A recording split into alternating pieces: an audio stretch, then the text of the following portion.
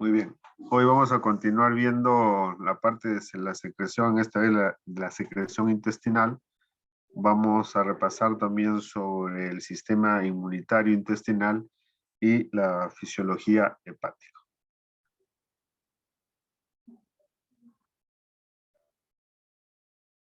Bien, la clase anterior ya habíamos visto la parte de la secreción biliar y la secreción pancreática. Ahora vamos a terminar con la parte de la secreción intestinal. A nivel intestinal existe dos glándulas, las glándulas de Brunner, que están localizadas en la parte inferior de las criptas intestinales y que básicamente producen moco, ¿no? Harta cantidad de moco. Y el otro son las células caliciformes, ¿no? Las células o las criptas de Lieberkühn también, donde existen dos tipos de células, las caliciformes y los enterocitos.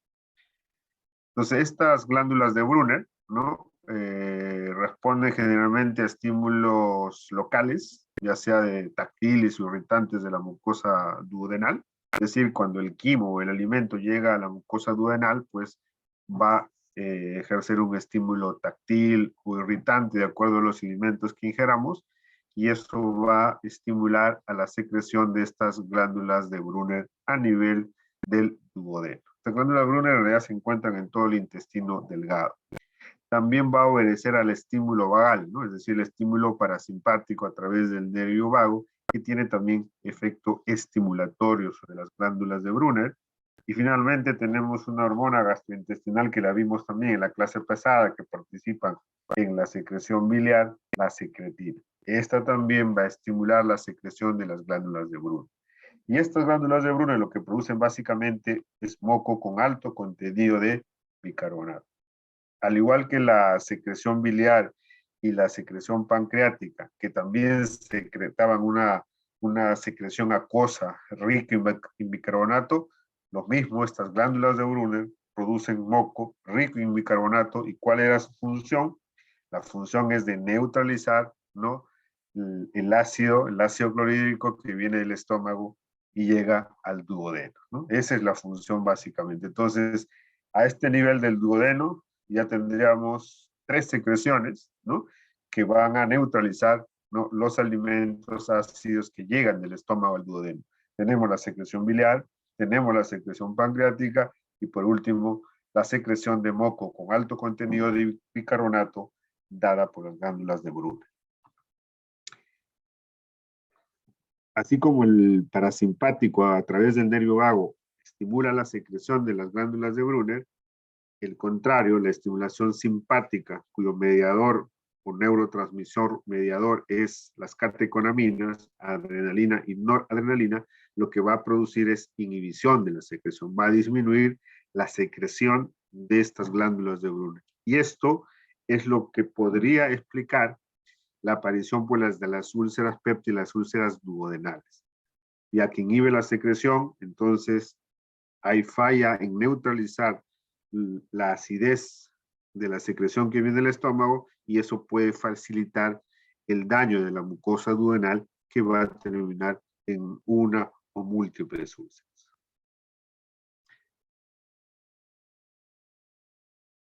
Quería mostrarles esta lámina para ver dónde están localizadas estas glándulas de Brunner. Toda la mucosa intestinal del intestino delgado está formado por estos pliegues, ¿no? Múltiples. Además que tiene pliegues, tiene vellosidades intestinales, ¿no? Y debajo de la vellosidad se encuentran unas depresiones que se conocen con el nombre, pues, de la cripta de Lieberkühn. Entonces, las glándulas de Brunner se localizan en la parte inferior de estas criptas, en la base de las criptas, ¿no?, cuyos acinos se encuentran en la región de la submucosa, ¿no? Entonces, la función de estas glándulas de Brunner es secretar moco en las criptas y a partir de las criptas de Lieberkühn van a pasar hacia toda la mucosa intestinal. Entonces, estas glándulas de Brunner son las que producen básicamente moco, ¿no? Y van a recubrir todo el epitelio, todas las vellosidades intestinales. ¿Ok? Bien. Entonces, aparte de las glándulas de Brunner, también las criptas de Lieberkühn tienen otro tipo de células. Y lo vamos a ver en este otro gráfico. Aquí está. Miren,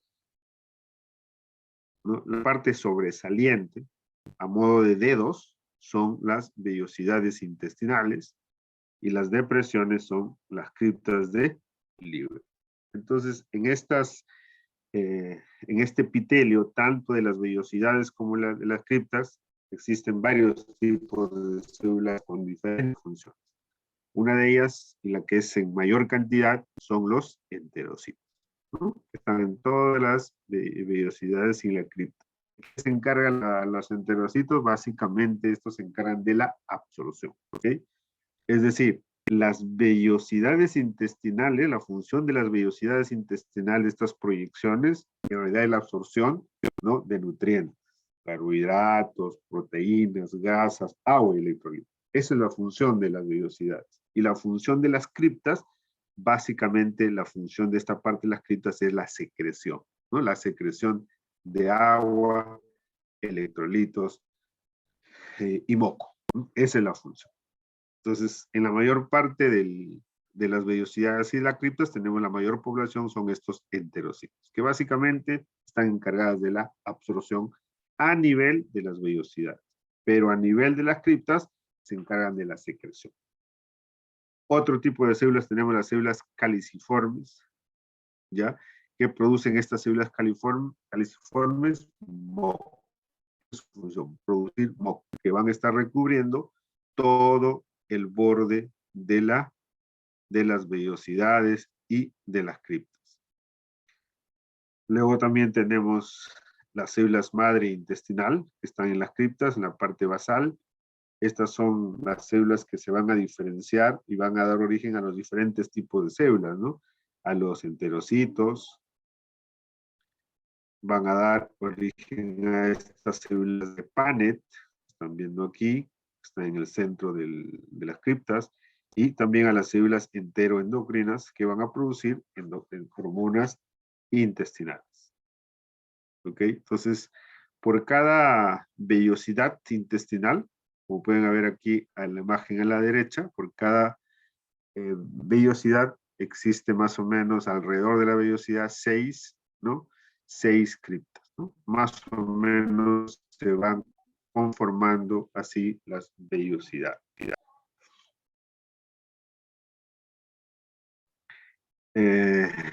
Estas células, ¿no?, tanto de las vellosidades como de las criptas, tienen una particularidad que se recambian constantemente, tiene una velocidad de recambio bastante, y eso es muy importante porque estas células están sometidas pues al efecto de los alimentos, de los ácidos, de tal manera que para preservar que ese epitelio esté intacto, indemne, entonces la velocidad de recambio celular es muy rápida. Entonces el recambio usualmente se da cada 3 a 5 días, ¿no?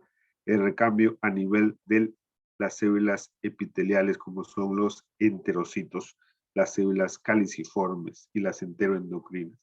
Las células de Paneth son las que demoran un poco más, ¿no? Su recambio es de entre 3 y 6 semanas. El resto de células tienen un recambio muy rápido de 3 a 5 días. Muy bien. Entonces, las criptas de Lieberkühn son pequeñas depresiones del intestino delgado que se encuentran entre las vellosidades intestinales y están cubiertos por dos tipos de células, las caliciformes que secretan moco. ¿Y para qué sirve ese moco? Es lubricar y proteger la mucosa intestinal. Y los enterocitos, en las criptas, en la parte inferior, dice secretan agua y electrolitos, mientras que en las vellosidades absorben agua y electrolitos. Vuelvo a esta imagen, ¿no? Estos enterocitos que están en las vellosidades, lo que van a hacer es absorber. Hemos dicho que las vellosidades tienen la función básicamente de absorción. En cambio, estos enterocitos localizados en las criptas tienen la función de absorber, ¿no?, agua y secretar agua y electrolitos. Entonces las criptas secretan y las vellosidades absorben.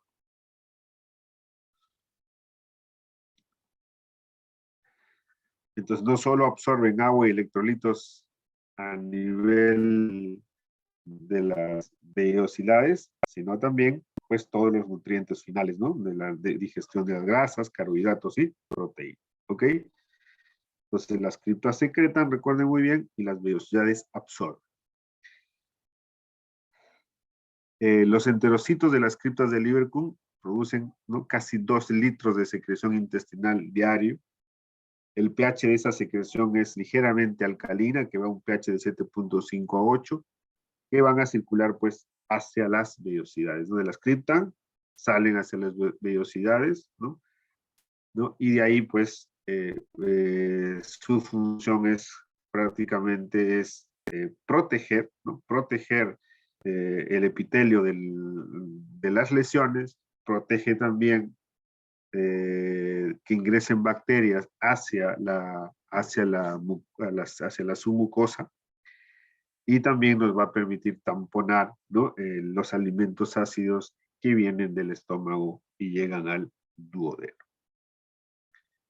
Entonces, en el intestino delgado tendríamos 2 glándulas, las glándulas de Brunner, que secretan básicamente moco en alto contenido con bicarbonato y su función es la neutralización de los ácidos gástricos, y las criptas de Lieberkühn, cuya función también se encuentran las células caliciformes que producen moco, y están los enterocitos que secretan, ¿no?, agua y electrolitos, con un pH también alcalino. Entonces también tienen función de neutralizar los ácidos.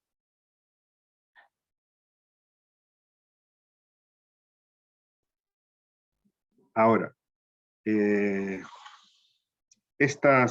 la superficie intestinal, ¿no?,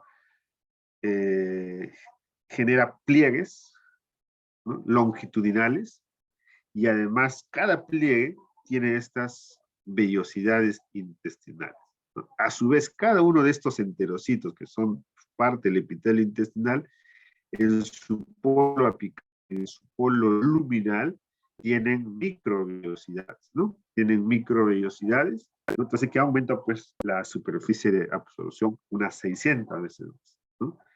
Entonces, la absorción a nivel de las vellosidades, ¿no?, se facilita justamente por una gran superficie de absorción, dado por los pliegues, vellosidades y microvellosidades.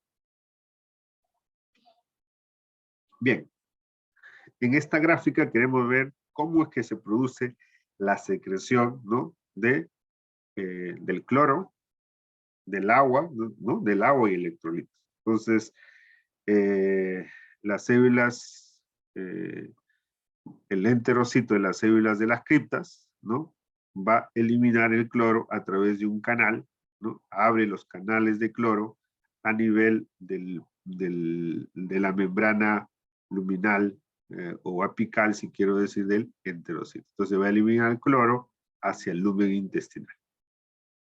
¿Okay? Pero para que eso ocurra, ¿no?, tiene que ingresar cloro al intracelular, y ese cloro viene de la sangre, ¿no? Entonces acá está, este es el polo vascular y este es el polo luminal. Entonces, de la sangre ingresa el cloro a través de una bomba o a través de un cotransportador, que a su vez transporta sodio, cloro, potasio y cloro, ¿no? O sea, triple transporte, cotransportador de 3 iones, ¿no? El sodio, potasio y cloro. De esa manera, el cloro ingresa al intracelular. ¿Y quién va a facilitar la apertura de este canal de cloro, ¿no? ¿Ya? Porque este es un transporte activo, ¿no?, que genera energía. Eso lo va a hacer, ¿no?, gracias al estímulo de hormonas o neurotransmisores. Por ejemplo, el péptido intestinal vasoactivo, ¿no?, puede estimular, se une a los receptores de la membrana, de la membrana vasolateral del enterocito, y estimula a la adenilciclasa. Al estimular a la adenilciclasa, esta enzima lo que hace es transformar el adenosín trifosfato en adenosín monofosfato, y este es lo que va a abrir los canales de cloro, saliendo así cloro hacia el lumen intestinal.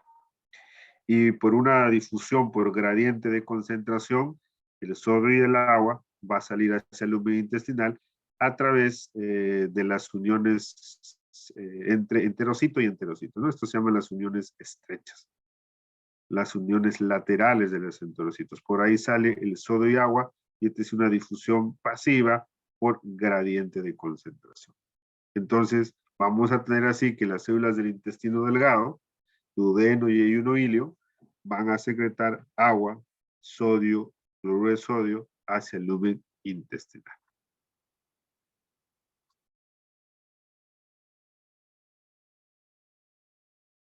Bien, veamos ahora la función del intestino delgado. No solamente es la secreción, ¿no?, de sodio, agua, bicarbonato y moco, sino también va a participar en la digestión y absorción.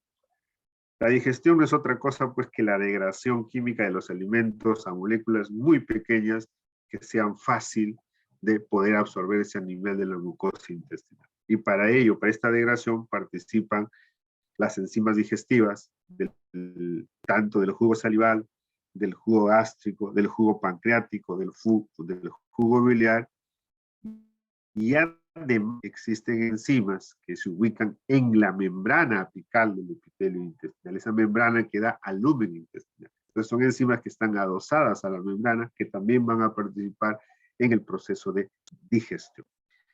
La absorción no es otra cosa que el movimiento de los nutrientes desde el lumen intestinal hacia la sangre. Y lo pueden hacer a través de dos vías.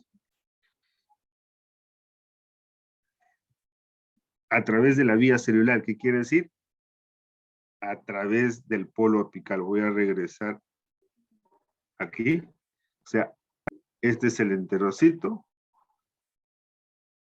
el agua y electrolitos, ¿no? Van a entrar desde el lumen, a través, ingresan al citoplasma del enterocito y ahí van a pasar, ¿no?, a la sangre o bien a la linfa, pero es vía, ¿no?, transcelular o celular, a través del citoplasma del enterocito. ¿Okay? Esa es una vía celular. Y la otra es la vía paracelular.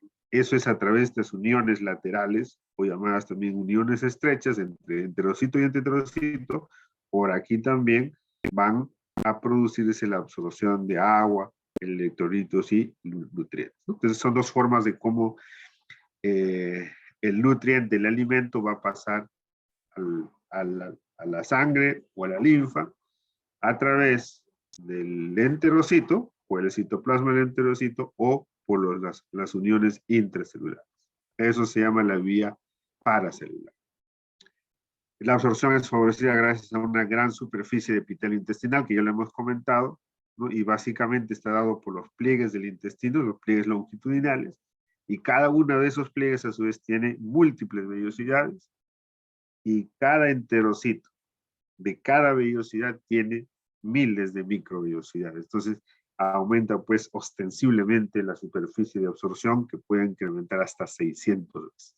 Eso facilita el contacto del alimento con la superficie, puede absorberse. Aquí tenemos varios tipos de nutrientes.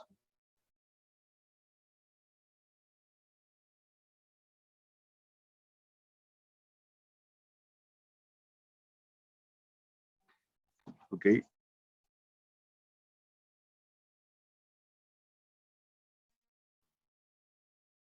Este es el desde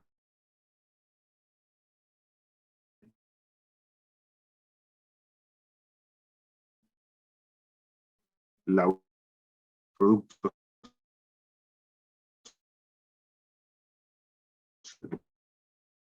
nosotros van con partículas encima del de secreción intestinal, ¿no?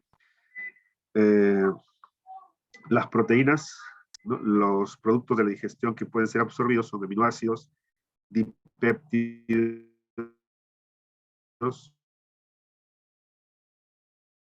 o tripeptidas, tienen que ir monoglicéridos o colesterol para poder ser absorbidos, ¿no? Moléculas más grandes no pueden ser absorbidas. Las vitaminas también, hay vitaminas liposolubles, ¿no? Tipo vitamina K, por ejemplo, se absorben a nivel del intestino delgado. Las vitaminas hidrosolubles, como la vitamina B12, también se absorben a nivel del intestino delgado, ¿no? Estas vitaminas, pues, ya son moléculas absorbibles, no tienen que ser mayormente degradadas, ¿no? Las sales biliares, que hemos visto que es el principal componente de la bilis, también se absorbe a nivel biliar, ¿no? Es lo que le hemos denominado la circulación enterohepática, ¿no? El calcio y fósforo también en el intestino delgado. El fierro se absorbe básicamente en el duodeno y yeyuno proximal. Entonces, los hidratos de carbono ingeridos usualmente consumimos polisacáridos, ¿no? O disacáridos, ¿no? Y pequeñas cantidades de monosacáridos. Casi no consumimos monosacáridos, ¿no? En forma de glucosa, son la pequeña cantidad. La mayor cantidad de hidratos de carbono que consumimos es en forma de polisacáridos y disacáridos.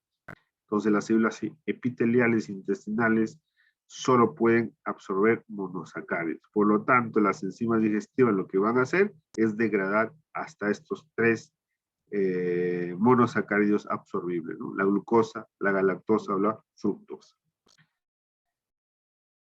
Bien, entonces la digestión de los hidratos de carbono, de los polisacáridos como el almidón, va a empezar en la boca a través de la amilasa salival.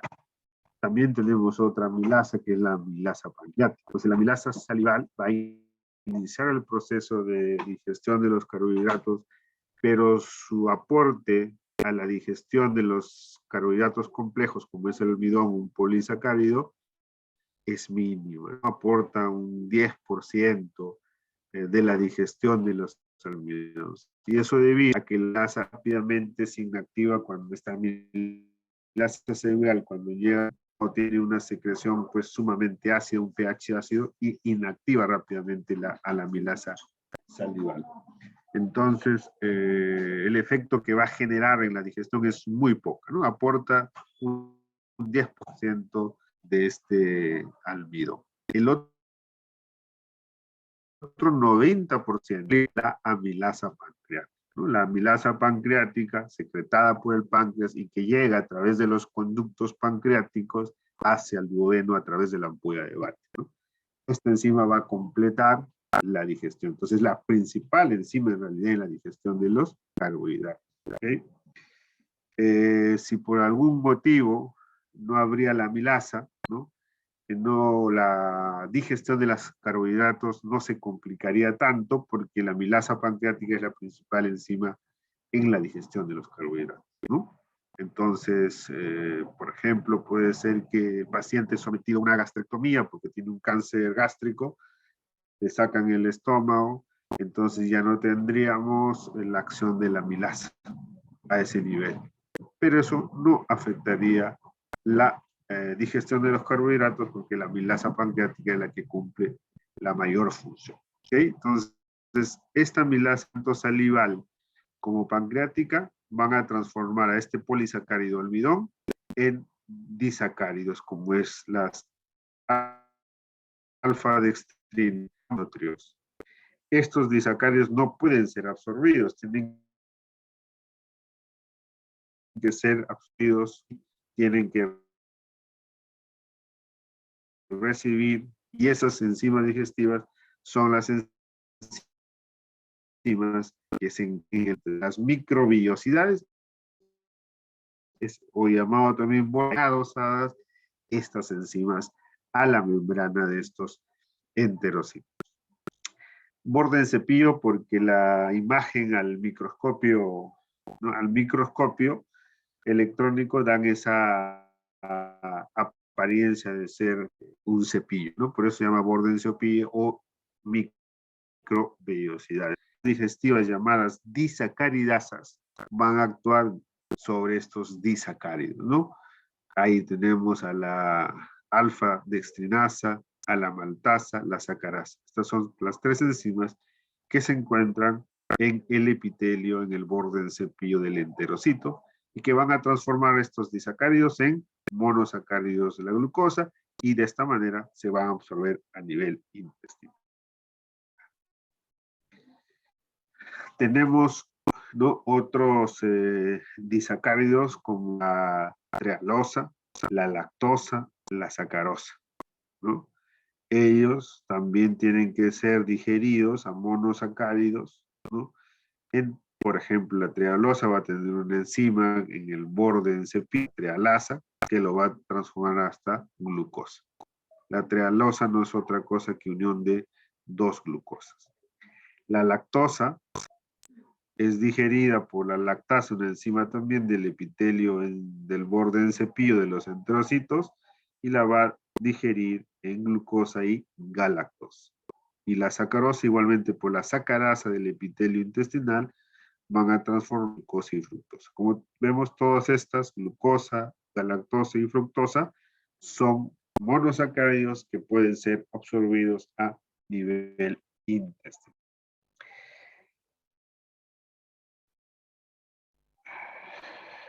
Cuando tenemos alguna alteración a este nivel, por ejemplo, un ejemplo es aquellas personas que son intolerantes a la lactosa. ¿Dónde le encontramos la lactosa? La encontramos, este carbohidrato lo encontramos principalmente en la leche, ¿no? Entonces, cuando hay personas en el borde del cepillo, en el borde intestinal, no tienen esta enzima, no tienen o tienen muy poca enzima, tienen deficiencia de la lactasa, entonces se puede digerir, no se puede convertir en glucosa y requiera como lactosa en el lumen intestinal, y eso que va a generar que se acumule la lactosa y va a generar un efecto de ósmosis. O sea, como hay gran contenido de lactosa en el lumen intestinal, se comporta como un soluto, entonces la presión osmótica que va a generar a este nivel es que va a jalar líquido del lumen intestinal, perdón, del enterocito, o si quiere circulatura, ¿no?, a través del enterocito va a jalar líquido hacia el lumen intestinal. Entonces, el enterocito va a tener que secretar líquido para tratar de igualar, ¿no?,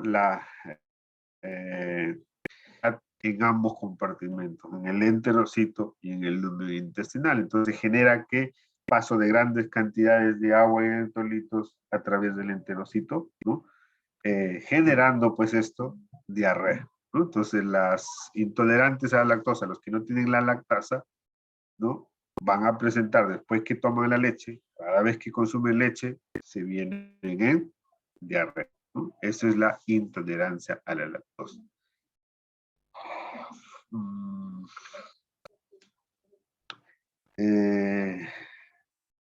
Hay otros alimentos, más que alimentos, las golosinas, por ejemplo, los caramelos, las gomas de mascar, tienen sacarosa, ¿no? Entonces, personas que no tienen la sacarasa o no van a poder tampoco degradar a esta sacarosa. Entonces son pacientes que vienen a la consulta diciendo que tienen diarrea cada vez que consumen una goma o consumen caramelos, ¿no? Eso también es otra forma de presentación patológica de estas enzimas que son importantes para la digestión de los carbohidratos.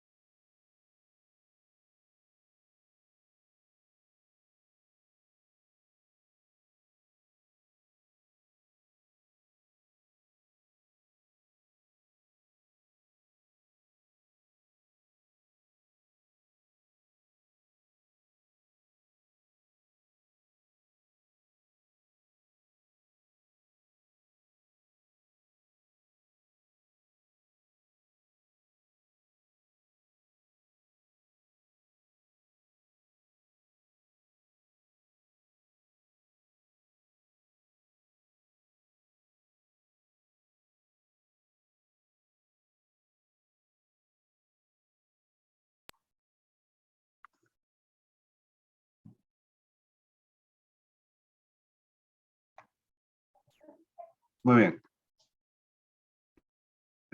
Entonces, en la parte vimos la digestión, ahora vamos a ver cómo se produce la absorción de los carbohidratos. Carbohidratos absorbibles son los monosacáridos, como son la glucosa, la galactosa y la fructosa. Todos estos van a ser transportados por, ¿no? Sobre todo la glucosa y la galactosa son transportados al interior del enterocito a través de un cotransportador, ¿no? Este es el cotransportador, glucosa-sodio, ¿no? Y este es el otro cotransportador, glucosa-sodio, pero en este caso es galactosa-sodio, ¿no? Entonces, entra una molécula de sodio y también entra una molécula de galactosa. En este otro lado entra una molécula de sodio y también entra una molécula de glucosa, ¿no? Muy bien. Entonces, estos cotransportadores, ¿no? El transporte a través de cotransportadores, pues, genera gasto de energía. A esto se conoce como el transporte activo. ¿Ok? En cambio, la fructosa, ¿no? La fructosa también un transportador, pero esto se produce por simplemente este transportador. Acá no hay cotransporte, porque acá no se está transportando con otra molécula, con otro ion, simplemente la fructosa pasa del lumen hacia el citoplasma del enterocito por una difusión facilitada por este transportador, ¿no? De glucosa, el GLUT5, ¿no? Transportador de glucosa o fructosa, GLUT5, ¿no? Así se llama este transportador de glucosa. Esta es una difusión simple, aquí no hay gasto de energía. ¿Okay? Luego que estos monosacáridos están dentro del citoplasma, tienen que pasar a la circulación sanguínea y lo van a hacer también con otro tipo de transportador, pero esta es una difusión también pasiva, ¿no? Ya no, acá no se genera gasto de energía, ¿no? A través de estos transportadores, ¿no? GLUT2, ¿no? La fructosa, la galactosa y la glucosa pasan hacia la sangre. ¿Okay? Ahora, quien va a dar la energía para que la glucosa y la galactosa pase del lumen intestinal hacia el interior de la célula es esta bomba de sodio-potasio. Conocer esto es muy importante. Por ejemplo, esto tiene una aplicación en los pacientes diabéticos, ¿no? En los pacientes diabéticos hay hipoglucemiantes orales que son inhibidores de la CGLT1, ¿no? De este cotransportador sodio-glucosa. Entonces son fármacos que van a inhibir a este cotransportador y entonces pues no se va a absorber glucosa a nivel intestinal. Entonces voy a perder glucosa por las heces. ¿Ok? Entonces, al no absorberse la glucosa intestinal, entonces tampoco habrá glucosa en sangre. Los niveles de glucosa en la sangre caen. Entonces, una forma de intervenir, de tratar a los pacientes diabéticos. Una forma de manejar la hiperglicemia de diabéticos. Entonces, son fármacos que inhiben. Ahora vamos con las proteínas, ¿no? Las proteínas que ingresan en las dietas, pues,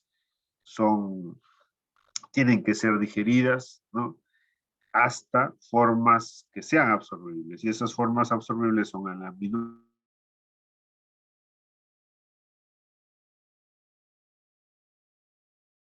aminoácidos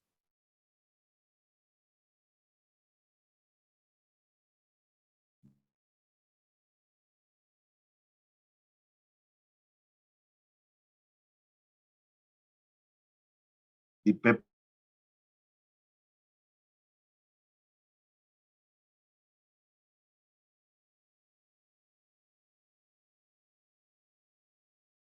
Para eso pues, van a destruir los enlaces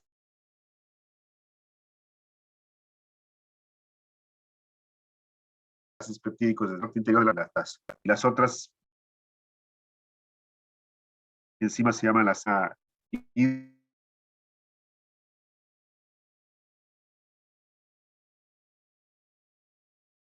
hidrolasa. o digerir la terminal, conoce como el extremo C terminal de las proteínas. Y este tipo de enzimas son conocidas como las carboxipeptidasas A y B. Eso ya lo vimos en la clase pasada, ¿no? Todas estas enzimas son producidas por los ácidos pancreáticos en su forma inactiva. O sea, es decir, la pepsina, su forma inactiva es pepsinógena, que se va a activar recién cuando llega al duodeno, para evitar que pueda así destruir a los ácidos pancreáticos y a los conductos pancreáticos. Bien, entonces cuando ingresa la proteína a través de la boca, ¿no? Llega al estómago y ahí es, ¿no? Empieza la primera digestión en el estómago, ¿no? Producida también por una pepsina que se produce a nivel estomacal, al nivel del estómago. ¿Okay? Esta pepsina va entonces a ser la primera enzima que va a empezar con la digestión de las proteínas a nivel del estómago, ¿no?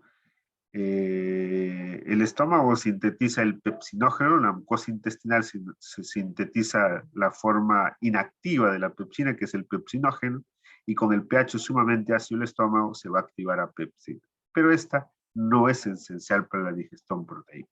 Es decir, si el paciente fuera gastrectomizado porque tiene un tumor estomacal en el estómago, ya no va a tener pepsina, pero eso interviene muy poco en la digestión proteica, ¿no? La mayor parte de la digestión de las proteínas van a suceder en el intestino delgado, ¿no? Por intermediación o por intervención de la secreción pancreática. ¿Okay? Entonces, casi todas las enzimas que se secretan o que llegan al intestino delgado llegan en forma inactiva y ahí van a sufrir el proceso de activación. ¿Okay? Entonces, cuando la secreción pancreática llega al duodeno, a nivel del borde del cepillo, ¿no? Existe una enzima, ¿no? Pegada a la membrana del enterocito, que es la enterocinasa. Esta enterocinasa, a este tripsinógeno que viene del páncreas, la va a convertir en su forma activa, la tripsina. ¿Ok? La tripsina. Esta tripsina, a su vez, ¿no? Va a activar a varias otras enzimas. Ven acá, por ejemplo, va a activar al mismo tripsinógeno, esta misma tripsina, ya no solamente la enterocinasa, sino la misma tripsina que se forma, también activa el tripsinógeno. Y también va a activar el quimiotripsinógeno, a la proelastasa, a la procarboxipeptidasa A y procarboxipeptidasa B. Se las activa en su forma, pues, valga la redundancia, activa, ¿no? Carboxipeptidasa B, A, la proelastasa pasa a elastasa, la quimiotripsinógeno pasa a quimiotripsina. Todas estas enzimas de aquí son ya formas activas que van a actuar sobre las proteínas, ¿no? Bien, entonces vamos a ver. Entonces las proteínas que ingresan por los alimentos por la boca, al llegar al estómago va a subir la primera acción de la pepsina, ¿no? El pepsinógeno que se activa por el intermedio de la secreción ácida de ácidos pépticos. Es decir, si ya está en aminoácidos, estaría listo para absorber, si ya no necesita mayor digestión. Pero los oligopéptidos, ¿no? Estos todavía sí necesitan mayor digestión. Entonces, cuando llegan al intestino, van a llegar estas proteínas en forma de aminoácidos, van a llegar también en forma de oligopépticos y algunas también moléculas todavía, ¿no? Proteicas, ¿no? No han sido sometidos también a ninguna digestión. O sea, la pepsina del estómago de repente fue insuficiente y no alcanza pues a digerir a todas las proteínas. Entonces lo que llega al intestino es aminoácidos, oligopéptidos y proteínas.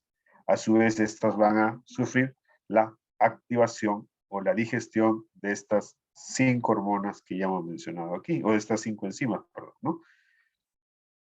Van a recibir la acción de esas 5 enzimas y las van a transformar en aminoácidos, dipéptidos o tripéptidos, que ya se pueden absorber. Y si son oligopépticos, pueden llegar hasta oligopéptidos, ¿no? En el borde del cepillo, ¿no? Por estas enzimas van a transformarse, ¿no? También en aminoácidos dipépticos y tripépticos, que son sustancias que pueden ser absorbidas.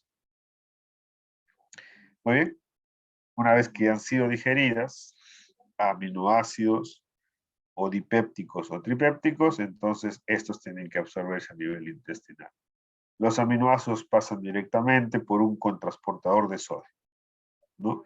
Los dipéptidos y tripépticos también hay un contrasportador de ion hidrógeno. Ambos, ¿no?, utilizan energía porque están utilizando cotransportadores. Siempre que hay cotransportadores es un transporte activo que consume energía. Estos aminoácidos que ya han ingresado al interior de la célula van a pasar a la sangre por una difusión simple, facilitada, sin gasto de energía. Y los tripéptidos pueden pasar directamente también a la sangre por difusión facilitada, o otra parte van por una peptidasa intracitoplasmática dentro del enterocito, pueden transformarse en aminoácidos y a su vez el aminoácido ya salir hacia la sangre a través de una difusión pasiva. Bien, veamos ahora la digestión de los lípidos, ¿no? Los lípidos de la dieta son, ¿qué consumimos en la dieta? Triglicéridos, colesterol y fosfolípidos. Los lípidos, a diferencia de los carbohidratos y proteínas, son un poco más difíciles de digerir porque estas sustancias no son hidrosolubles, ¿no? Son liposolubles, pero todo el contenido intestinal es acuoso, por lo tanto, no se diluyen fácilmente. De ahí que la absorción es un poco más compleja que los carbohidratos y proteínas, ¿no? Entonces, aquí vamos a necesitar unas sustancias específicas para lípidos, y ya la pasada en la digestión de los lípidos, de la secreción biliar y pancreática. La digestión de los lípidos, al igual que las proteínas y carbohidratos, también a nivel del estómago, ¿no? Por la acción de las lipasas linguales y gástricas. Más o menos aportan a la digestión de los lípidos un 10%. El 90% restante se va a completar en el intestino delgado por la acción de las enzimas pancreáticas, como la lipasa pancreática, la hidrolasa de el colesterol y la fosfolipasa A2, ¿no? Son enzimas que secreta el ácido pancreático. El estómago contribuye a la digestión de los lípidos debido al vaciamiento gástrico lento. Esto es muy importante. Para que los lípidos se puedan absorber o se puedan digerir en el intestino delgado, el vaciamiento gástrico tiene que ser lento, ¿no? Para así dar tiempo a que ese alimento que ha pasado, ese quimo o alimento que ha pasado al intestino delgado, tenga el tiempo suficiente para que reciba la acción de las enzimas pancreáticas y así puedan absorberse. Entonces, hay una hormona, la colicistoquinina, y eso ya lo vimos la clase pasada. La colicistoquinina se activa, ¿no? Se estimula cuando el quimoalimento llega al duodeno. Entonces, una vez que llega el alimento, estimula, sobre todo los grasas, ¿no? Estimula la secreción de colicistoquinina. ¿Qué hace la colicistoquinina? Aparte de favorecer la contracción vesicular, es decir, favorece el vaciamiento vesicular y además dilata el esfínter de Oddi, otra acción que tiene la colicistoquinina sobre el estómago es englentecer el vaciamiento. Disminuye los movimientos peristálticos, así que disminuye el vaciamiento gástrico, lo hace lento para favorecer la digestión de las grasas, ¿no? Entonces, en eso es lo que contribuye el estómago, ¿no? Bien, los triglicéridos que ingerimos en la dieta no sufren la primera digestión por las lipasas linguales y gástricas, ¿no? Y finalmente las pancreáticas, que son las más importantes, ¿no? Y las van a transformar en monoglicéridos y ácido graso. Los fosfolípidos, ¿no? Van a ser atacados por el jugo pancreático por la enzima de la fosfolipasa A2, transformándolos en lisolicetina y ácido graso. Y finalmente, los ésteres de colesterol, ¿no? Son digeridos por la colesterol éster hidrolasa en moléculas de colesterol y ácido graso, que ya son ya pueden ser absorbidas. Entonces, una vez ya digeridos, estas moléculas van a ser absorbidas, pero para ser absorbidas, no solamente basta digerirlos hasta colesterol o monoglicéridos o lisocitina o ácidos grasos libres, ¿no? Los que hemos visto aquí, ¿no? La lisolecitina, ácidos grasos libres. No solamente hace falta digerirlos hasta ese nivel molecular.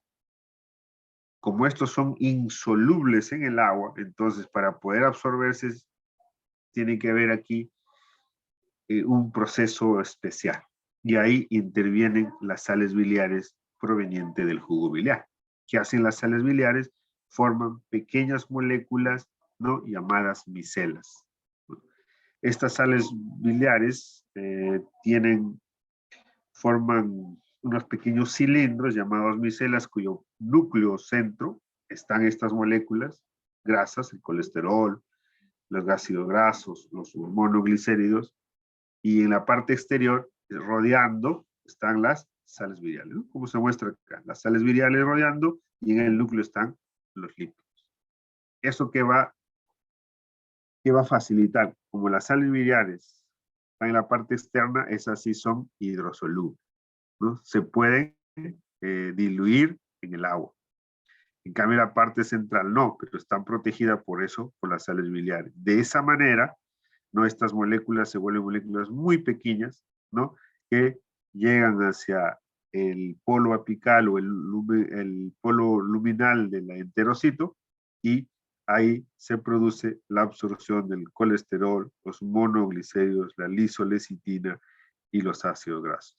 Ahora, ¿las sales biliares ingresan también? No. Las sales biliares se quedan en el lumen intestinal. Lo que hace solamente las sales biliares es formar pequeñas moléculas absorbibles. A eso se llama emulsificación de las grasas.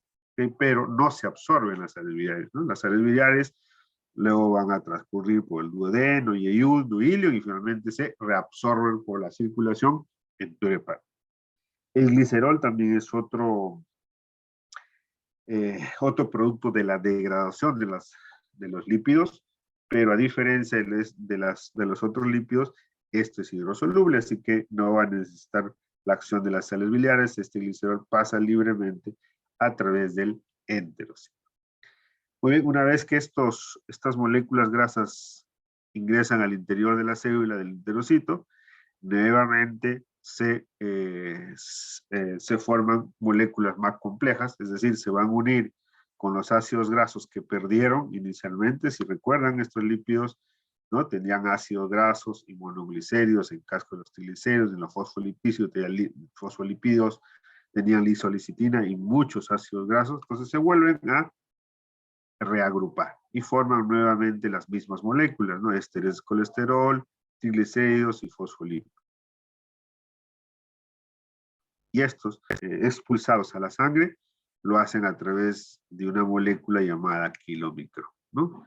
Este kilómicro tiene en la parte central los lípidos y en la parte exterior tiene los lípidos como el ésteres de colesterol y triglicéridos, y en la parte exterior están los fosfolípidos unidos a una apolipoproteína B. Todo este conjunto de lípidos y proteínas se conoce como kilómicro. Y por el proceso de exocitosis pasan no a la sangre, porque son moléculas muy grandes, no pasarían fácilmente a la sangre, sino pasan a la linfa, ¿no? A los conductos linfáticos, ¿no? Que tienen poros mucho más grandes y así fácilmente pueden pasar estas moléculas grandes. Y a nivel del conducto torácico, ¿no? Estos kilomicrones se van a ya degradar a moléculas más pequeñas y pueden pasar a la circulación sanguínea. Bien, repasemos un poquito de la fisiología del agua, cómo es que maneja el agua el intestino. Miren, de la dieta ingresa más o menos, ingerimos 2 litros de agua diario, saliva va por 1 litro, el jugo gástrico por ahí, litro, litro y medio, el jugo biliar y pancreático más o menos entre los dos son 2 litros, ¿no? Y el jugo intestinal también como 2 litros, ¿no? En total, ¿no? Entre lo que uno ingiere en la dieta y la secreción de jugos a nivel jugo salival, gástrico, biliar, pancreático, intestino delgado, más o menos son 9 litros, ¿no? Son 9 litros que ingresan diariamente al tubo digestivo. De estos 9 litros, ¿no?, son absorbidos 8 litros 800. La mayor parte a nivel del intestino delgado y otro en el colon. Y solamente una pequeña cantidad que ven aquí en esta línea rayada, ¿ok?, que más o menos es de 100 a 200 mililitros, es lo que se elimina en las heces. Es lo que perdemos en las heces diariamente, 200 mililitros. Por eso una definición de diarrea, una de las definiciones de diarrea es heces más de 200 gramos en 24 horas, ¿no? Eso también define diarrea. Diarrea se define como disminución de la consistencia de las heces, incremento en la frecuencia de la defecación, o si quiero también puedo pesar las heces en 24 horas y estas pesan más de 200 gramos, es decir, más de 200 mililitros de contenido, van a constituir ya la definición de diarrea. Miren, esto es interesante. Ingresa 2 litros de agua por la dieta, la secreción endógena más o menos es 7.000, entonces llega al duodeno y ayuno 9.000 litros, ¿no? 9.000 litros. 9.000 mililitros son 9 litros. De esos 9 litros, ¿no?, a nivel del duodeno y ayuno, se absorbe 5 litros y medio, ¿no? El porcentaje de absorción a este nivel es más o menos el 61%. Entonces, a nivel del yeyuno ilio, se absorbe el 60% de lo que llega. Llega 9 litros, se absorbió 5.500. Eso constituye el 61%. Al ilio, ¿en cuánto le va a llegar? 9.000 menos 5.500, 3.500. Llega al ilio. De esos 3.500 se absorbe 2.000. 3.500 o 2.000 de 3.500 viene a ser el 57%. Se absorbe el 50% del líquido que llega al hilo. ¿Y cuánto le llega al colon? 3.500 menos 2.000, 1.500. De esos 1.500 que llegan al colon, el colon es capaz de absorber 1.300. ¿Cuál es su eficiencia? 87%. ¿Qué quiere decir eso? Que en el intestino delgado maneja grandes volúmenes, ¿no? 9 litros de agua, el 61% se absorbe a nivel del duodeno y el intestino delgado, ¿no? Ahí está, ¿no? O sea, el intestino delgado maneja grande volumen. ¿Eso qué quiere decir? Si hay alguna alteración a nivel intestino delgado, por una infección bacteriana, una atrofia intestinal que no puedo, ¿no? No puedo absorber el líquido, ¿no? Entonces voy a perder, ¿no?, abundante líquido. Entonces las diarreas de origen alto, de origen duodenal, son abundantes, que me pueden llegar a un shock hipovolémico. En cambio, las diarreas que se generan a nivel del colon por alguna patología en el colon son de pequeño volumen, pues, ¿no? Porque aquí ya la cantidad de volumen que llega al colon es menor. ¿Ok? Pero miren, comparen el colon con el intestino delgado. El colon tiene mayor porcentaje de absorción. Casi el 90% del líquido que llega al colon es absorbido en el colon. O sea, tiene mayor capacidad de absorción comparado con el intestino delgado, que es solamente 60%. Pero maneja grandes volúmenes, ¿no? En cambio, el colon maneja pequeños volúmenes. El gran porcentaje de absorción del agua a nivel del colon explica pues el estreñimiento, ¿no? Por ejemplo, si alguien tiene el estímulo defecatorio y no va a defecar, entonces ese colon va a ir absorbiendo ese líquido, va a secar las heces de tal manera que el paciente después ya se estreñe, ¿no? Si deja 1, 2 o 3 horas de haber iniciado el estímulo defecatorio, entonces ese colon va a servir absorbiendo el agua, va a desecar las heces y produce estreñimiento. Esa es la explicación de un estreñimiento agudo. Bien, ahora vamos a repasar la fisiología del hígado. El hígado es una gran glándula, ¿no?, que interviene en varias funciones. Una de ellas es detoxificación de la sangre, es decir, va a eliminar todos los desechos metabólicos que produce el organismo. ¿Ok? Y una de esas células que participa en esta función de detoxificación es las células de Kupffer, que están en los sinusoides hepáticos, ¿no? Tiene la misma función que un macrófago, ¿no? Entonces va a todas las sustancias extrañas o bacterias, la va a eliminar, ¿no? Las va a ingerir y las va a eliminar.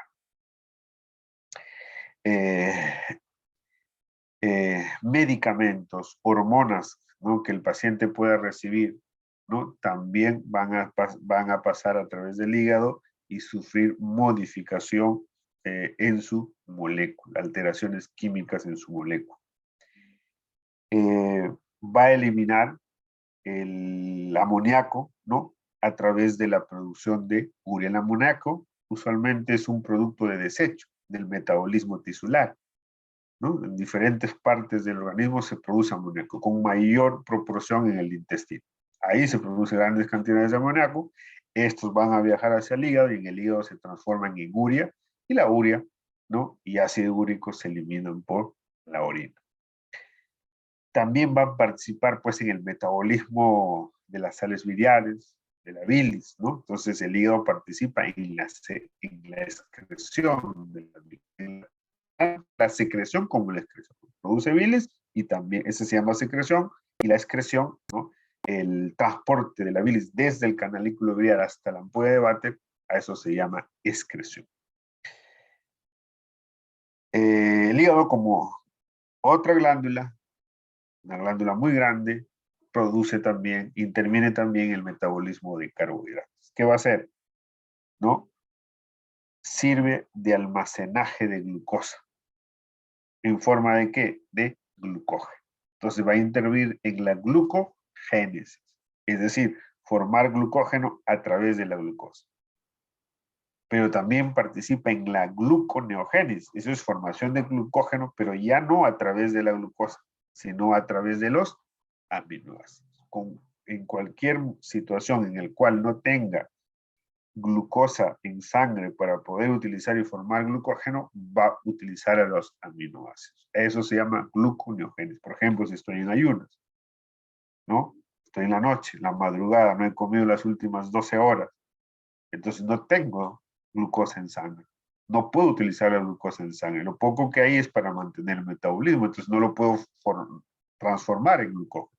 Entonces, ¿qué va a hacer? Entonces, como no puedo usar glucosa, va a utilizar a los aminoácidos, va a generar glucógeno, luego el glucógeno se va a degradar hasta glucosa, y en ese proceso de degradación genera energía, genera ATPs.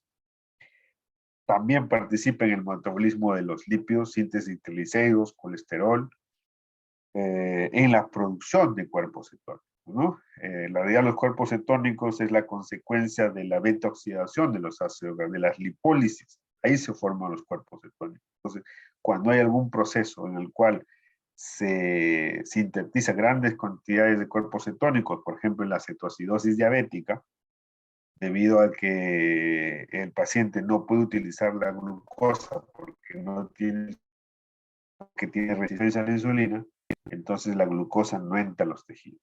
Entonces, ¿de dónde va a obtener energía el paciente? Tampoco puede formar glucógeno. Va a ser a través de la gluconeogénesis, sí, a través de aminoácidos, pero la energía que produce no es suficiente. Entonces también va a echar mano a la oxidación de los ácidos grasos, a la lipólisis. Esa lipólisis va a generar energía también, ATP, pero genera pues productos dañinos como son los cuerpos cetónicos. Síntesis, todas las proteínas del organismo básicamente son sintetizadas en el hígado. Entonces también tenemos a las inmunoglobulinas, ¿no?, los anticuerpos, que también son proteínas. Los factores de coagulación, que también son proteínas, todas son sintetizadas por el hígado. Todos los factores de coagulación, excepto el 8, que es sintetizada en el endotelio. El resto de los factores de coagulación son sintetizadas en el hígado. Bueno, ya hemos hablado de la secreción de la bilis, ¿no? Ahí va a eliminar sales biliares y va a excretar a la bilirrubina. La circulación hepática, ¿no? El hígado recibe dos tipos de circulación. La circulación arterial, que viene de la aorta, a través de la arteria celíaca, ¿no? Va a llegar al hígado, y también a través de la circulación portal, ¿no? La vena porta que recoge sangre del vaso, estómago, páncreas, intestino, va a llegar al hígado. Entonces, el principal aporte de sangre a nivel del hígado está dado por la circulación portal. El 80% de la circulación sanguínea está dado por la circulación portal y el otro 20% por la circulación arterial, ¿no? Ambas sangres se van a combinar a nivel de los sinusoides hepáticos, a nivel de los capilares, y luego se van a ser eliminados a través de las venas suprapláticas que desembocan en la vena cava inferior. Este es el elemento estructural básico del hígado, el lobulillo hepático, ¿no? El lobulillo hepático. Miren, cada lobulillo hepático tiene una vena central o vena centrobuliar, también le llama, y todos estos a modo de ruedas son los sitios con sus respectivos conductos. Aquí verá gran aumento, ¿no? Estos son las venas, esta es la vena centrobuliar, ¿ok? Que recibe el aporte, ¿no? De las venas de los diferentes órganos intestinales, páncreas, ¿no? Acá llega. Acá están los conductos hepáticos y entre ellos está el canalículo biliar. ¿Sí? Entonces es el lobulillo hepático, ¿no? Es la parte mínima estructural del hígado. Es el sinusoide, este es la vena central y acá está la vena porta que trae la sangre venosa, ¿no? Y forma estos lobulillos hepáticos. Esta parte de aquí, donde llega la sangre venosa, se conoce con el nombre de sinusoides, ¿no? Los sinusoides están rodeados por las células endoteliales. En esta misma células endoteliales están los macrófagos, ¿no? O llamados también células de Kupffer.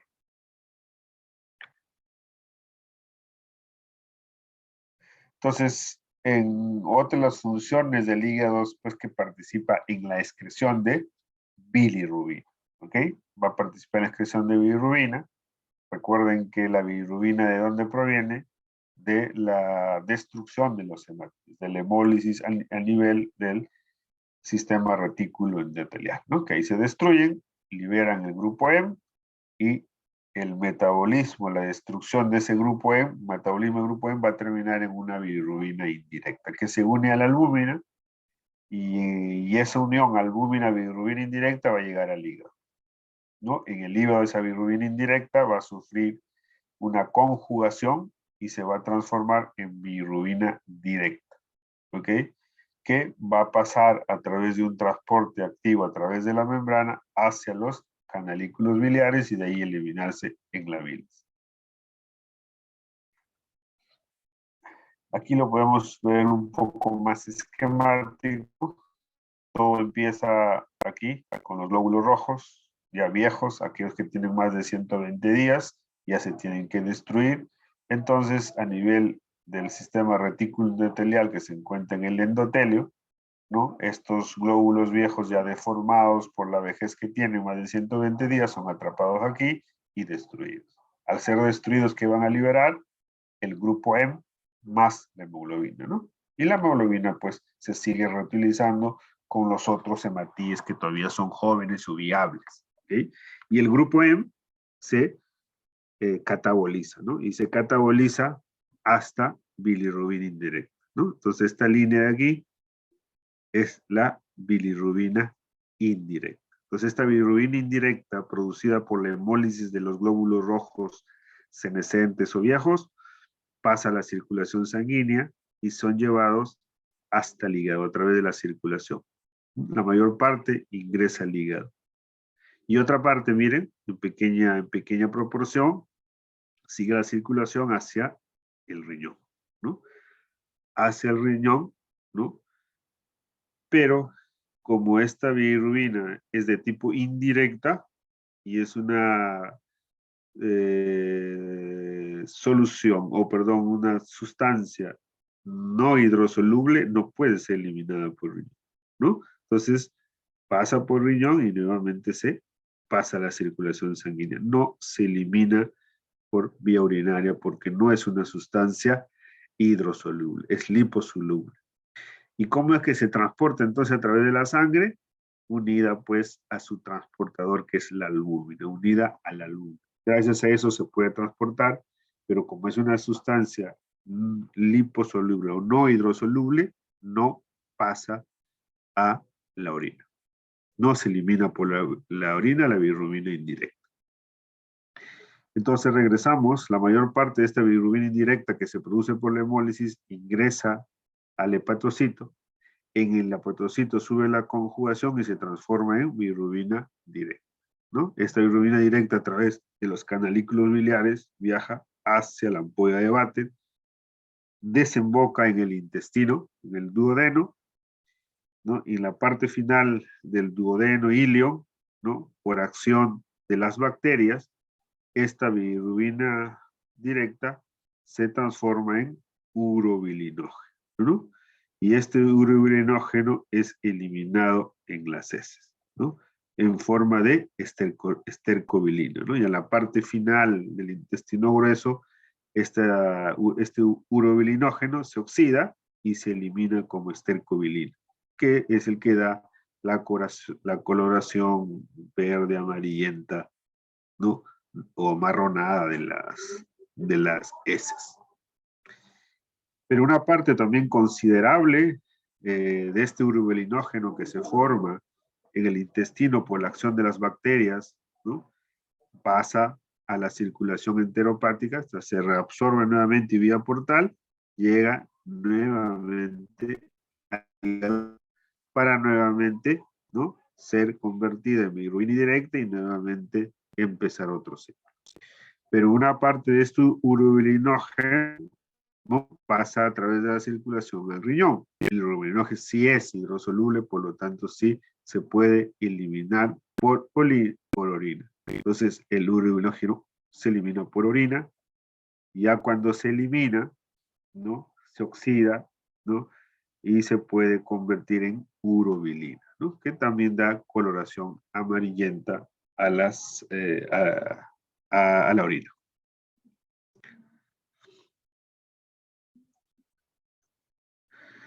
Aquí esta imagen nos permite entender cómo es que el hígado, ¿no? Interviene en la detoxificación, en el metabolismo del amoníaco. El amoníaco es un producto de desecho básicamente a nivel intestinal, pero cualquier tejido podría producirlo. Ese amoníaco vía circulación va a llegar al hígado, ¿no? Y se transforma en urea. Y el hígado a su vez va a eliminar esa urea a través del riñón, ¿no? El 75% de esa urea formada se elimina por la orina y otro 25% nuevamente pasa a la circulación o al intestino.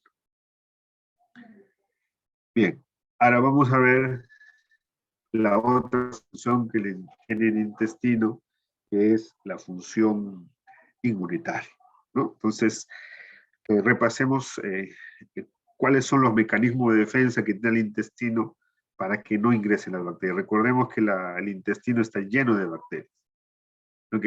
Tanto patógenas como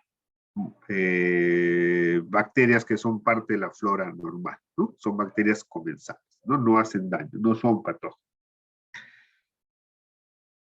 Muy bien, entonces uno de los primeros mecanismos de defensa de la mucosa intestinal es el moco, ¿no?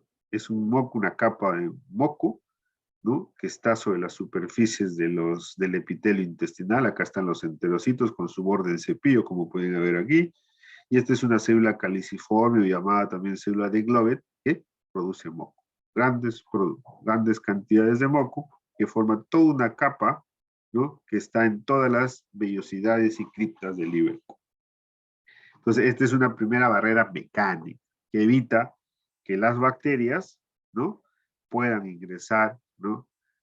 A través de la mucosa intestinal y llegar a la sangre y producir una cepa. Entonces, las bacterias quedan atrapadas en este moco. Entonces, ahí tenemos ya nuestra primera barrera mecánica, ¿no? Nuestra barrera inmune, ¿no? Mecánica, el moco. Ahora, este moco no solo tiene mucina, sino también va a tener algunas proteínas antimicrobianas, ¿no? Que van a tener efecto antimicrobiano y van a destruir estas bacterias que están aquí atrapadas en el moco. ¿Esas quién las produce? Usualmente las producen los enterocitos. Y luego tenemos también otro mecanismo de defensa que es la inmunoglobulina, ¿no? La inmunoglobulina A.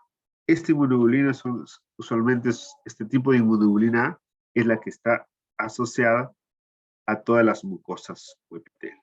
Entonces, esta mucosa intestinal es una particularidad también que tiene entonces de poder producir inmunoglobulina A. ¿Quién produce esa inmunoglobulina A? Son las células plasmáticas que se encuentran en la submucosa, ¿no? Producen inmunoglobulina A. Esta inmunoglobulina a través del enterocito, ¿no? Por un transporte, va a llegar hacia la zona donde se encuentra el moco y también entonces va a neutralizar a las bacterias. Hay otros factores físicos aparte del moco, que es el recambio celular de estos enterocitos que ya lo hemos hablado, ¿no? Tiene un recambio celular muy acelerado. ¿Eso qué permite? Que siempre el intestino esté indemne, intacto. Entonces cualquier enterocito ya viejo, senescente, con alguna alteración, rápidamente es degradado, ¿no? Y intercambiado por un nuevo enterocito. De tal manera que eso mantiene una mucosa intestinal nueva, indemne, que evita el pasaje de estas bacterias a través, sobre todo, de estas uniones estrechas, de estas uniones laterales. Y el otro mecanismo de defensa es la flora normal, ¿no? Las bacterias que normalmente existen, que no son patógenas. También es un mecanismo de defensa. Entonces, estos enterocitos, ¿no? Son capaces de producir, pues, una serie de mediadores químicos, ¿no? Como las citoquinas, las interleuquinas 8. Esta interleuquina 8 tiene una particularidad. Permite el reclutamiento de neutrófilos, es decir, tiene capacidad quimiotáctica, ¿no? Es decir, estos enterocitos, al secretar esta interleuquina 8, van a hacer que aquí, ¿no? Rápidamente los neutrófilos migran a esta zona, ¿no? Donde se está produciendo un proceso inflamatorio. Hay unas células especiales dentro de la mucosa intestinal, que ya lo hemos visto, las células de Paneth. Esas células de Paneth tienen la capacidad de producir péptidos antimicrobianos, como cuáles la lisozima, la lactoferrina, ¿no? Y algunos componentes que van a activar el sistema de complemento. Entonces, las células de Paneth, que se localizan usualmente en la base de las criptas, tienen capacidad de producir, ¿no? Sustancias antimicrobianas como la lisozima, la lactoferrina y componentes del sistema complemento. Y las células de Glovet, por supuesto, que forman moco. Entonces, ¿cómo es la participación de las diferentes células en la defensa de la mucosa intestinal? Entonces, ahí tenemos una inmunidad innata, una inmunidad celular y una inmunidad también humoral. La respuesta innata, que es la primera respuesta del organismo no antígeno dependiente, o sea, no es específica para un determinado antígeno, va a actuar sobre cualquier antígeno y eso es dada por estas células, ¿no? Las células dendríticas, que son unos macrófagos en realidad, ¿no? Especializados. Las células dendríticas que van a estar en la submucosa, incluso estas pueden tener proyecciones hacia el lumen intestinal, ¿no? A través de estos espacios estrechos, estos espacios intercelulares, ¿no? Por aquí, miren esta proyección. Entonces, estas proyecciones pueden englobar a las bacterias, ¿no? Y las pueden degradar ya dentro de su citoplasma, ¿no? Y eso luego son transportados a través del hígado. Entonces, la primera línea de defensa es la respuesta innata, inespecífica, dada por las células dendríticas neutrófilas. Luego viene la respuesta humoral, ¿no? Para ello intervienen los linfocitos B. ¿Y de dónde vienen los linfocitos B? ¿No? De los ganglios linfáticos, que existen muchos en la mucosa intestinal, ¿no?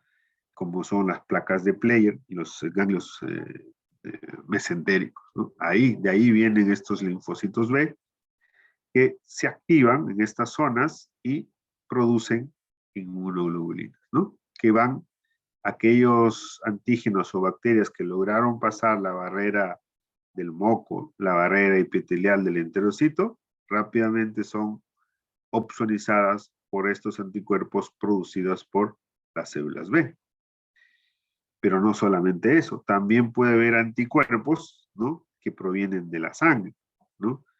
¿No? Sobre todo son anticuerpos ya de memoria que el organismo ya ha sintetizado anteriormente, ¿no? Por algún patógeno similar. Entonces estas inmunoglobulinas ya formadas, ¿no?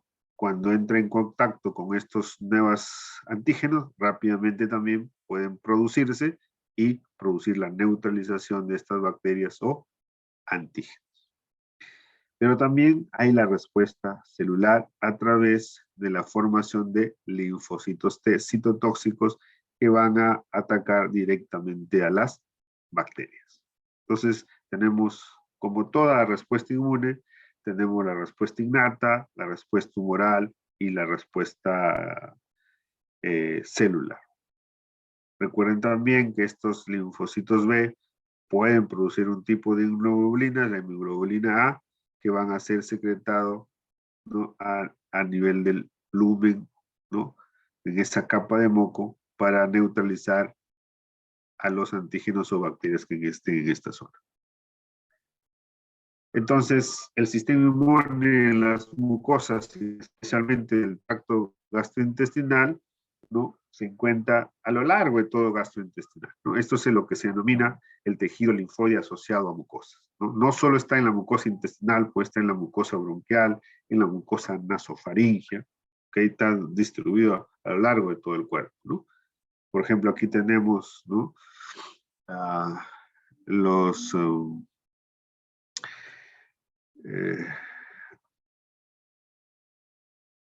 el tejido linfoide asociado a la nasofaringe, el tejido linfoide asociado al árbol bronquial, y acá está el tejido linfoide asociado al tracto gastrointestinal, ¿no? Eso es lo que nos corresponde en esta clase, ¿no?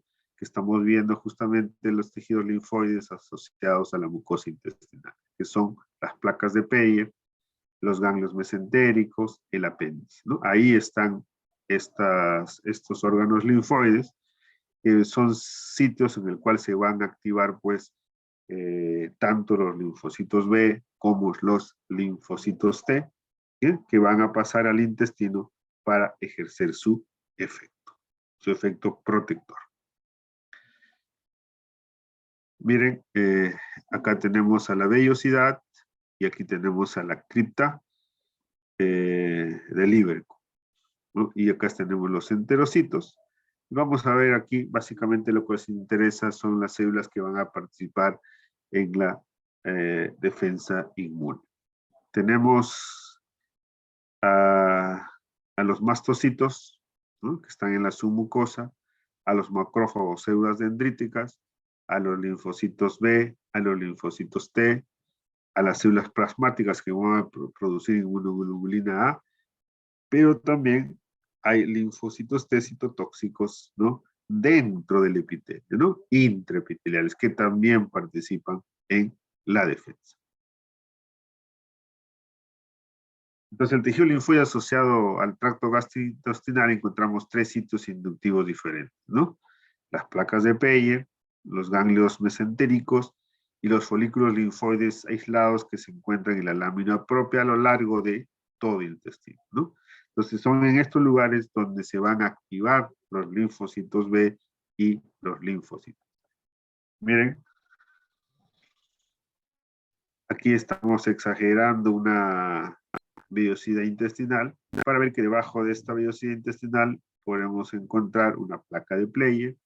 También podríamos encontrar un ganglio mesentérico. Son en esta placa de Player que tiene una gran cantidad de folículos linfoides, donde tanto los linfocitos B como los linfocitos B, T y B van a ser activados, ¿no? Entonces, estos linfocitos T activados van a viajar a través de la circulación hacia, ¿no?, el epitelio, ¿no?, hasta el epitelio intestinal para cumplir su función protectora. Entonces, los linfocitos intraepiteliales que se encuentran dentro del epitelio, ¿no?, corresponde básicamente a linfocitos CD8. ¿Ok? ¿Qué propiedades tienen? Primera línea de defensa del intestino, son las primeras que van a atacar a las bacterias que tratan de ingresar a través del epitelio. Tiene actividad citotóxica, es decir, que van a destruir directamente, ¿no?, a las bacterias o a las células que ya se encuentran dañadas, ¿no? Esas células dañadas las va a destruir para que sean recambiadas por nuevas. Secretan citoquinas y juegan un rol regulatorio en la tolerancia a antígenos dietarios. La hemoglobina A secretoria es resistente a las proteasas intestinales, o sea, las enzimas intestinales no la van a degradar. No tiene efectos de inflamación, una fracción significativa, o sea, 20-40% de la IgE secretoria en mucosas proviene de los linfocitos B1 del peritoneo. ¿Cuáles son sus acciones? Neutralizan receptores virales y bacterianos, neutralizan toxinas, inhiben la absorción de antígenos y alérgenos, inhiben las acciones inflamatorias de anticuerpos como IgG y IgM, ¿no?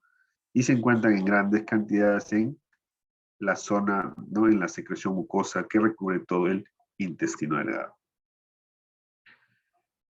La flora, ¿no? La flora comensal, ¿no?, esa flora normal que puede existir, no patógena, ¿no?, tanto en el estómago, en el duodeno, yeyuno y más en el colon, ¿no?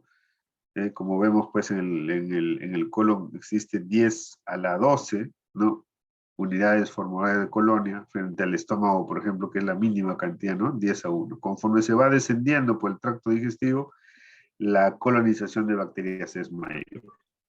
¿Qué encontramos? Anaerobios y aeróbicos gram negativos, ¿no?, como el Escherichia coli, Enterococo, Streptococo, Klebsiella. Todos estos son bacterias no patógenas, ¿no?, que son parte de la flora comensal o flora normal. Y tienen, pues, funciones protectoras, ¿no? ¿Por qué? ¿Por qué no protegen contra infecciones patógenas? Porque, primero, que compiten con las bacterias patógenas por el alimento, ¿no?, por nutrientes. Estas también consumen los nutrientes que hay a nivel intestinal, entonces compiten con las bacterias patógenas. Entonces no la dejan replicarse fácilmente. Entran en competencia con los receptores a nivel de los enterocitos. Hay producción de factores antimicrobianos. Nuestras bacterias pueden producir también sustancias antimicrobianas que van a destruir a las bacterias patógenas. Tienen funciones estructurales como el reforzamiento de la barrera natural, se estimulan la producción de IgA, ¿no?, y también estimulan el desarrollo del sistema inmune. Funciones metabólicas, control de la proliferación y diferenciación de las células del epitelio intestinal, metabolismo de antígenos dietarios, síntesis de vitaminas, absorción de iones. Entonces, como vemos aquí, la flora comensal, ¿ah?, también participa como un mecanismo de defensa contra las bacterias patógenas. Bien, ahí estaríamos terminando. No sé si habrá alguna pregunta.